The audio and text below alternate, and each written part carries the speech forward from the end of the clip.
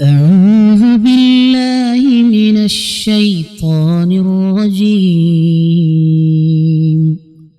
بسم الله الرحمن الرحيم.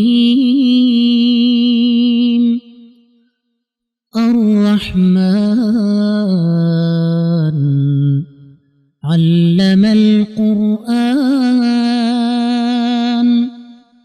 خلق الإنسان علمه البيان.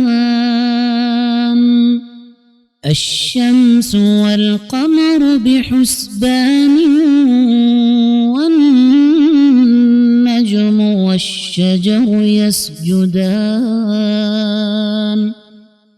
والسماء رفعها ووضع الميزان ألا تطغوا في الميزان وأقيموا الوزن بالقسط ولا تخسروا الميزان. والأرض وضعها للأنام فيها فاكهة والنخل ذات الأكمام والحب ذو العصف والريحان. فبأي آلاء ربكما تكذبان. خلق الإنسان من صلصال كالفخار وخلق الجان من مارج من نار. فبأي آلاء ربكما تكذبان. رب المشرقين ورب المغربين. فبأي آلاء ربكما تكذبان. مرج البحرين يلتقيان بينهما برزخ لا يبغيان. فبأي آلاء ربكما تكذبان. يخرج منهما اللؤلؤ والمرجان. فبأي آلاء ربكما تكذبان. وله الجوار المنشآت في البحر كالأعلام. فبأي آلاء ربكما تكذبان. كل من عليها فان ويبقى وجه ربك ذو الجلال والإكرام.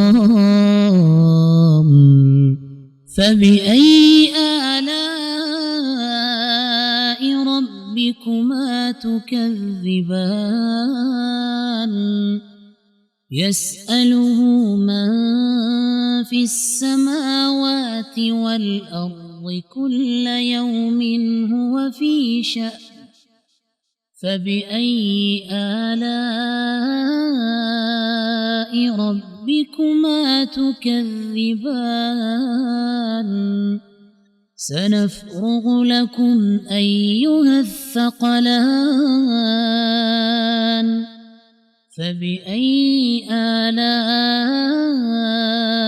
ربكما تكذبان. يا معشر الجن والإنس إن استطعتم أن تنفذوا من أقطار السماوات والأرض فانفذوا لا تنفذون إلا بسلطان فبأي آلاء ربكما تكذبان يرسل عليكما شواظ من نار ونحاس فلا تنتصران فبأي آلاء ربكما تكذبان فإذا انشقت السماء فكانت وردة كالدهان فبأي آلاء ربكما تكذبان فيومئذ لا يسأل عن ذنبه إنس ولا جان فبأي آلاء ربكما تكذبان يعرف المجرمون بسيماهم فيؤخذ بالنواصي والأقدام فبأي آلاء ربكما تكذبان هذه جهنم التي يكذب بها المجرمون يطوفون بينها وبين حميم آن فبأي آلاء ربكما تكذبان ولمن خاف مقام ربه جنتان فبأي آلاء ربكما تكذبان ذواتا أفنان فبأي آلاء ربكما تكذبان فيهما عينان تجريان فبأي آلاء ربكما تكذبان فيهما من كل فاكهة زوجان فبأي آلاء ربكما تكذبان متكئين على فرش بطائنها من استبرق وجنى الجنتين دان فبأي آلاء ربكما تكذبان فيهن قاصرات الطرف لم يطمثهن إنس قبلهم ولا جان فبأي آلاء ربكما تكذبان كأنهن الياقوت والمرجان فبأي آلاء تكذبان هل جزاء الإحسان إلا الإحسان فبأي آلاء ربكما تكذبان ومن دونهما جنتان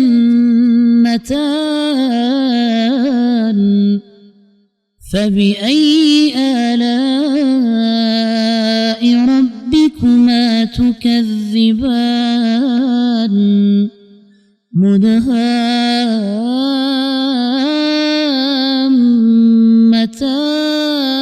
مدهامتان فبأي آلاء ربكما تكذبان فيهما عينان نضاختان فبأي آلاء ربكما تكذبان فيهما فاكهة ونخل ورمان فبأي آلاء ربكما تكذبان فيهن خيرات حسان فبأي آلاء ربكما تكذبان حور مقصورات في الخيام فبأي آلاء ربكما تكذبان لم يطمثهن إنس قبلهم ولا جان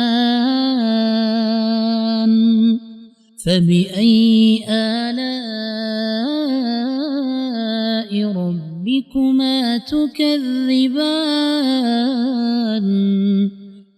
متكئين على رفرف خضر وعبقري حسان فبأي آلاء ربكما تكذبان تبارك اسم ربك ذي الجلال والإكرام